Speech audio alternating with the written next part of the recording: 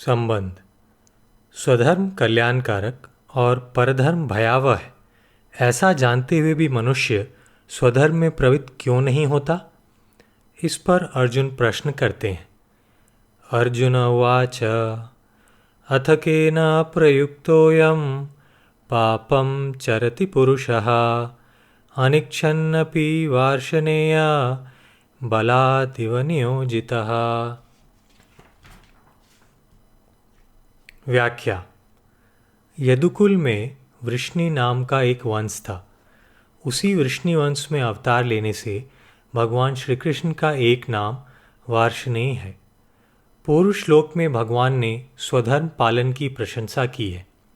धर्म वर्ण और कुल का होता है, अतः अर्जुन भी कुल के नाम से भगवान को संबोधित करके प्रश्न करते हैं। विचारवान पुरुष पाप नहीं करना चाहता, क्योंकि पाप का परिणाम दुख होता है और दुख को कोई भी प्राणी नहीं चाहता। यहाँ अनिच्छन पद का तात्पर्य भोग और संग्रह की इच्छा का त्याग नहीं है, प्रत्युत पाप करने की इच्छा का त्याग है। कारण कि भोग और संग्रह की इच्छा ही समस्त पापों का मूल है, जिसके ना रहने पर पाप होते ही नहीं। विचारशील मनुष्य पाप करना तो नहीं चाहता, पर भीतर सांसारिक भोग और संग्रह की इच्छा रहने से वह करने योग्य कर्तव्य कर्म नहीं कर पाता और ना करने योग्य पाप कर्म कर बैठता है। अनिच्छन पद की प्रबलता को बताने के लिए अर्जुन बलादिव नियोजितः पदों को कहते हैं। तात्पर्य यह है कि पाप वृत्ति के उत्पन्न होने पर विचारशील पुरुष उस पाप को जानता हुआ उससे सर्वथा दूर रहना चाहता है, फिर भी वह उस पाप में ऐसे लग जाता है जैसे कोई उसको जबरदस्ती पाप में लगा रहा हो।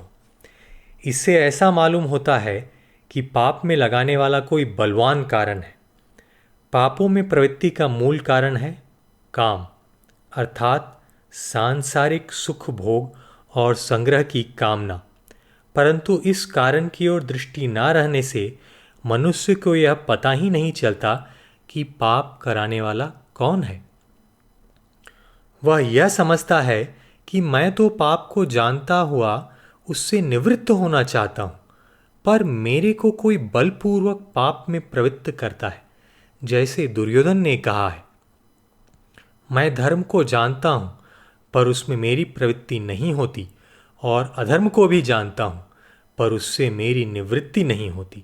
मेरे हृदय में स्थित कोई देव है जो मेरे से जैसा करवाता है वैसा ही मैं करता हूँ। दुर्योधन द्वारा कहा गया यह देव वस्तुतः काम, भोग और संग्रह की इच्छा ही है, जिससे मनुष्य विचारपूर्वक जानता हुआ भी धर्म का पालन और अधर्म का त्याग नहीं कर पाता। केन प्रयुक्तोयम पापम चरति पदों से भी अनिच्छन पद की प्रबलता प्रतीत होती है। तात्पर्य यह है कि विचारवान मनुष्य स्वयं पाप करना नहीं चाहता, कोई दूसरा ही उसे जबरदस्ती पाप में प्रवृत्त करा देता है। वह दूसरा कौन है, यह अर्जुन का प्रश्न है। भगवान ने अभी अभी 34वें श्लोक में बताया है कि राग और द्वेष साधक के महान शत्रु हैं, अर्थात ये दोनों पाप के कारण हैं। परंतु वह बात सामान्य रीति से कहने के कारण अर्जुन उसे पकड़ नहीं सके। अतः वे प्रश्न करते हैं कि मनुष्य विचारपूर्वक पाप करना ना चाहता हुआ भी किससे प्रेरित होकर पाप का आचरण करता है। अर्जुन के प्रश्न का अभिप्राय यह है कि अश्रद्धा, असूया, दुष्टचित्ता, मूढ़ता, प्रकृति की परवशता, राग द्वेष, स्वधर्म में अरुचि और परधर्म में रुचि, इनमें से कौन सा कारण है जिससे मनुष्य विचारपूर्वक ना चाहता हुआ भी पाप में प्रवृत्त होता है?